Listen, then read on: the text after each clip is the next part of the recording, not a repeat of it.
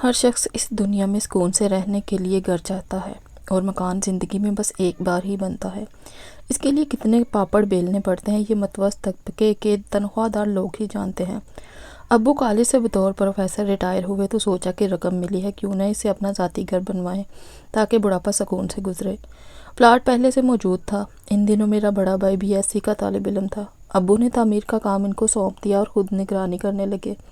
جن دنوں ہمارا گھر بن رہا تھا، بدقسمتی سے شہر کے حالات ٹھیک نہ تھے، اس وجہ سے مزدور نہیں مل پاتے تھے، کیونکہ ہنگاموں کے باعث ٹریفک بند ہو جاتی تھی اور محنت کش افراد اپنے کام کی جگہ پر نہ پہنچ پاتے تھے۔ یوں تعمیر کا کام کئی دن کے لیے رک جاتا تھا۔ ایک روز ابو اور بھائی مزدور لانے کو گھر سے نکلے۔ مزدوروں کی قطار میں ایک نوعمر لڑکا بھی قسمت کھلنے کے انتظار میں کھڑا تھا۔ وہ کافی کمزور لگ رہا تھا۔ بھائی نے اس کی جانب توجہ نہ دی۔ وہ دوسرے مزدوروں سے بات کرنے لگے۔ وہ خود ان کے پاس آ گیا اور درخواست کی، صاحب مجھے کام چاہیے، کم اجرت پر کام کر لوں گا۔ بھائی نے اسے غور سے دیکھا۔ نحیف ہونے کے ساتھ ساتھ وہ غمزدہ بھی تھا۔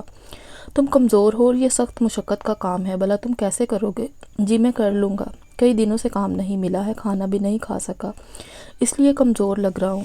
لڑکے نے کچھ اس طرح لجا کر درخواست کی کہ بھائی کو اس پر ترس آ گیا۔ مزدوری اتنی ہی ملے گی جتنا کام کرو گے، یاد رکھنا، انہوں نے جتلایا۔ مجھے منظور ہے صاحب، لڑکے نے خوش ہو کر کہا۔ رہتے کہاں ہوں؟ کوئی گھر نہیں ہے صاحب، پل کے نیچے سو جاتا ہوں۔ اس نے سیمنٹ کے بڑے سے پائپ کی طرف اشارہ کیا۔ کیا اس کے اندر سوتے ہو؟ کرائے پر مکان نہیں لیا، مزدوری نہیں ملتی، کرایہ کہاں سے دوں گا؟ بھائی قاسم کو ساتھ لے آئے اور والدہ سے کہا، یہ مزدور لڑکا ہے، اسے کچھ کھانے کو دے دیجئے، فاقے سے ہے۔ والدہ اس وقت تک ناشتہ تیار کر چکی تھی۔ انہوں نے ٹرے میں آلو انڈے کا سالن 2 روٹیاں والد صاحب کو دیں اور کہ اس کو دے دیں۔ قاسم ناشتہ کرنے کے بعد چاق و چوبند ہو گیا۔ بھائی نے بھی ناشتہ کر لیا تو وہ قاسم کو لے کر دیگر مزدوروں کے ساتھ پلاٹ پر گئے، جہاں ہمارا مکان زیر تعمیر تھا۔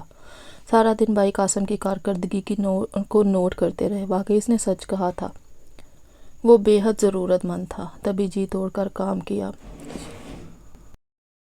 شام کو اجرت لینے کے وقت وہ خاموشی سے ایک طرف بیٹھ گیا۔ جب سب لوگ اجرت لے چکے تو آخر میں قاسم کی باری آئی۔ بھائی نے پوچھا، کتنی اجرت دوں؟ جو آپ کی مرضی، جو چاہے دے دے۔ کل آؤ گے؟ اگر ہڑتال نہ ہوئی تو صبح سویرے پہنچ جاؤں گا۔ اگر تم کو یہاں رہنے کو جگہ مل جائے تو بہت بہتر ہوگا، مجھے بس کا کرایہ نہیں دینا پڑے گا۔ بھائی نے والد صاحب سے مشورہ کیا اور پھر زیر تعمیر پلاٹ پر بنی چوکیدار کی کوٹری میں قاسم کو چارپائی دے دی۔ اس دن سے یہ لڑکا تند ہی سے کام پر لگ گیا۔ وہ روزانہ صبح سویرے اٹھ کر ترائی کرتا اور پانی کے ڈرم بھر کر رکھتا۔ اس کے بعد جو کام بھی بھائی اور ابو کہتے وہ خوشی خوشی سر انجام دیتا تھا۔ صبح کا ناشتہ اور 2 وقت کا کھانا والد صاحب کی طرف سے تھا۔ گھر کا کھانا ملنے کی وجہ سے اس کی صحت بہتر ہو گئی اور وہ جو پہلے دن نحیف لگتا تھا اب توانا دکھائی دینے لگا۔ شروع میں کسی نے اس سے ذاتی زندگی کے بارے سوالات نہیں کیے، تاہم ایک روز جب چھٹی کا دن تھا، ابو زیر تعمیر مکان پر گئے اور قاسم کو طلب کیا۔ وہ دوڑا ہوا آیا اور بڑے ادب سے سلام کیا، پھر ابو کے بیٹھنے کے لیے کرسی اٹھا کر لے آیا۔ والد صاحب اور ظفر بھائی تو پہلے ہی اس کی کارکردگی سے خوش تھے۔ اس کی نیاز مندی نے ابو کا دل جیت لیا۔ انہوں نے قاسم سے پوچھا، میاں ہمارا مکان تو مکمل ہونے والا ہے، میری فیملی اس میں شفٹ ہو جائے گی، پھر تم کہاں؟ پتہ نہیں صاحب، کہیں بھی چلا جاؤں گا، اس نے دکھ سے کہا۔ ایسا کہتے ہوئے وہ کھو سا گیا۔ اپنے گھر نہیں جاؤ گے کیا؟ گھر والوں سے ملنے؟ تم کو یہاں رہتے ہوئے 6 ماہ ہو گئے ہیں، گھر والے اب اس دنیا میں نہیں ہیں، وہ کیسے؟ ابو نے حیران ہو کر سوال کیا۔ جی کچھ لوگوں نے مخالفت کی وجہ سے ہمارے گھر کو آگ لگا دی تھی، آدھی رات کو وہ سب زندہ جل گئے۔ کون تھے وہ لوگ؟ مجھ کو نہیں معلوم صاحب، میں دوسرے شہر میں تھا اس لیے بچ گیا۔ یہ بڑی دردناک کہانی تھی۔ ابو کو قاسم کی بات سن کر صدمہ ہوا۔ قاسم نے 9ویں جماعت تک تعلیم پائی تھی، اس کے بعد وہ یتیم ہو گیا تو کسی واقف کار کے ساتھ کراچی آ گیا اور یہاں محنت مزدوری کر کے گزارا کرنے لگا۔ جب ابو نے قاسم کے بارے میں امی سے بات کی تو ان کی آنکھوں میں آنسو آ گئے۔ وہ ایک ماں تھی۔ تبھی انہوں نے اس یتیم لڑکے کا دکھ محسوس کرتے ہوئے کہا، یہ 6 ماہ سے ہمارے مکان پر ہے۔ آپ لوگوں نے پرکھ لیا ہوگا کہ کس کماش کا ہے، کیوں نہ اس کو گھریلو ملازم کے طور پر رکھ لیں۔ والد صاحب نے چوکیدار سے پوچھ گچھ کر کے تسلی کی تو اس نے بتایا کہ اس لڑکے کا ایک دور پرے کا رشتہ دار فلاں بینک میں ملازم ہے، اس سے مل کر مزید تسلی کر لیں۔ والد صاحب قاسم کو لے کر مذکور آدمی کے پاس گئے جو واقعی بینک میں ملازم تھا۔ اس نے دیکھتے ہی لڑکے کو گلے سے لگایا اور خیریت دریافت کی۔ والد صاحب کو بتایا کہ یہ اچھے خاندان کا ہے اور اس کا باپ اسکول کا استاد تھا، اور جو واقعہ یہ بتاتا ہے سچ ہے۔ ہم لوگ نئے مکان میں شفٹ شفٹ ہو گئے۔ والد صاحب نے قاسم کو اپنے پاس گھریلو ملازم کے طور پر رکھ لیا۔ اب وہ گھریلو کام سر انجام دینے لگا، مثلاً لان میں بطور مالی کام کرتا اور سودا سلف لاتا۔ اس کا تعلق سوات سے تھا۔ امی جان اس کا خیال رکھتی تھی اور پیار سے پیش آتی تھی، وہ بھی ان کی خدمت کرتا نہ تھکتا تھا۔ ایک دن اس نے ابو سے درخواست کی کہ وہ آگے پڑھنا چاہتا ہے۔ ابو نے اس کو کتابیں فراہم کر دی اور خود روزانہ شام کو پڑھانے لگے۔ شروع میں تو والد صاحب نے اس مسئلے کو کچھ زیادہ سنجیدگی سے نہ لیا، مگر جب قاسم کی دلچسپی دیکھی تو وہ اس کو گراج سے گھر میں لے آئے اور پوری توجہ سے برآمدے میں بیٹھ کر اسے پڑھانے لگے۔ حیرت انگیز طور پر قاسم دل لگا کر پڑھنے لگا، تیزی سے کورس کور کر لیا۔ پھر اس نے میٹرک کا پرائیویٹ امتحان دیا اور بہت اچھے نمبر لیے۔ اب قاسم کے ساتھ ابو کا بھی حوصلہ ہوا ہو گیا۔ ان کو اندازہ ہو چکا تھا کہ یہ بہت ہونہار لڑکا ہے، وہ کسی مزدور فیملی ہے نہ تھا، بلکہ ایک اچھے خوشحال خاندان سے تھا۔ اچھا خون ہو تو کبھی دھوکہ نہیں دیتا۔ اس کے والد ایک اسکول ٹیچر تھے جن کو اپنے بچوں کو تعلیم دلوانے کا بے حد شوق تھا۔ یہ بات اس لڑکے نے صحیح ثابت کر دی تھی۔ جوں وقت گزرتا جا رہا تھا، ابو کو اس کی قابلیت کا اندازہ ہوتا جاتا تھا، اس پر ان کا اعتماد بھی بڑھتا جاتا تھا۔ ایک روز والد صاحب اس کو لے کر ایک دفتر میں گئے جہاں ان کا کچھ کام تھا۔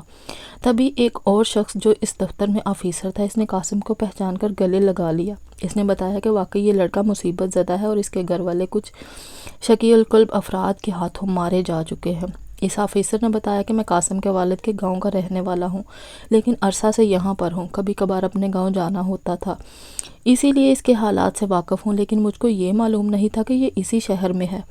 والد صاحب نے اس آفیسر سے کہا، اب آپ فکر نہ کریں، میں نے پہلے اس کو بطور گھریلو ملازم گھر میں رکھا، لیکن اس کا تعلیمی شوق اور اچھا رزلٹ دیکھتے ہوئے اب اسے اپنا بیٹا بنا لیا ہے۔ انشاءاللہ میں اس کے شوق کے مطابق اس کی زندگی بنا دوں گا۔ والد صاحب جوں قاسم پر مہربان ہوتے گئے، ظفر کی بدگمانی بڑھنے لگی کہ کہیں والد اس کو واقعی اپنی اولاد جیسا مرتبہ نہ عطا کر دیں۔ وہ اب قاسم سے چڑھنے لگا تھا، کیونکہ ابو اس کے بغیر خود کو ادھورا خیال کرنے لگے تھے۔ قاسم بن حلق سے نوالا نہیں اترتا تھا۔ رفتہ رفتہ ظفر بھائی کی اس سے پرخاش اتنی بڑی کہ وہ بلا وجہ قاسم کو جھڑکنے اور اس کی تذلیل کرنے لگے۔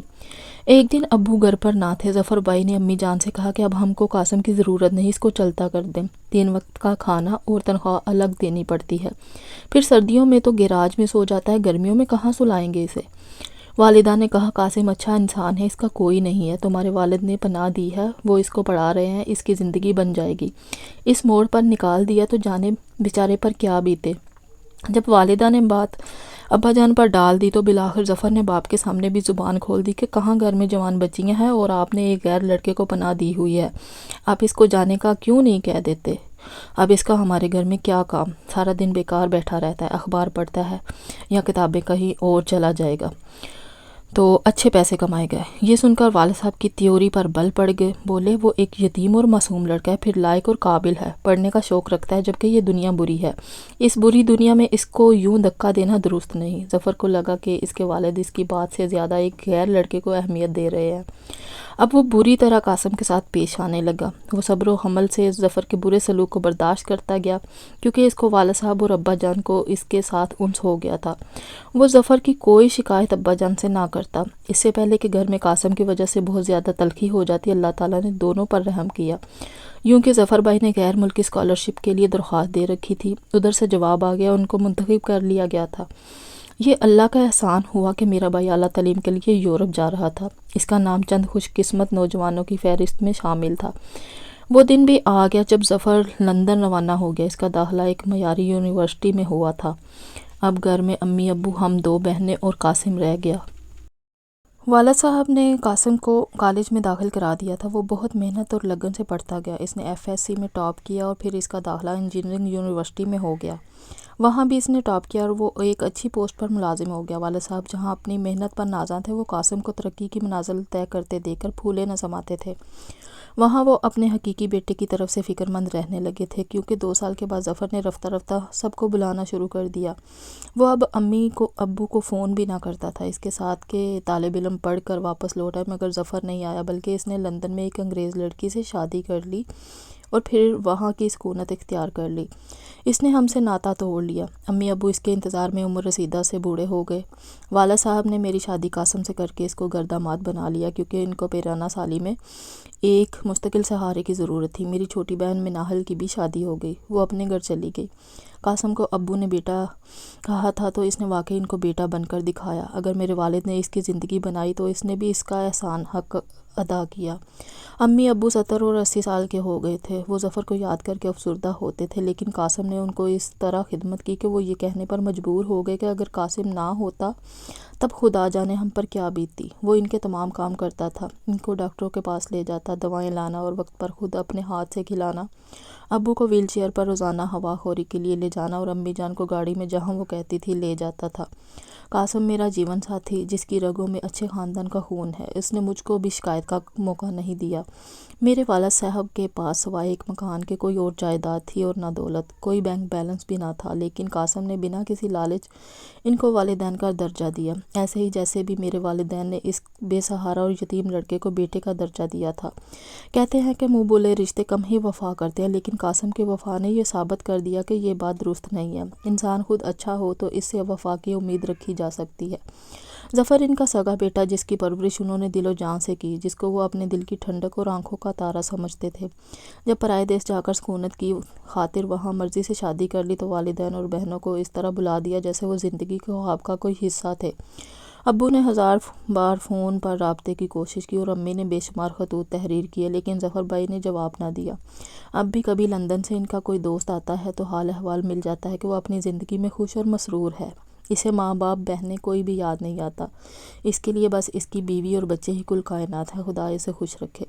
مزید اچھی ویڈیوز دیکھنے کے لیے پلیز میرے چینل کو سبسکرائب کیجیے، لائک کیجیے اور زیادہ سے زیادہ شیئر کیجیے۔ شکریہ۔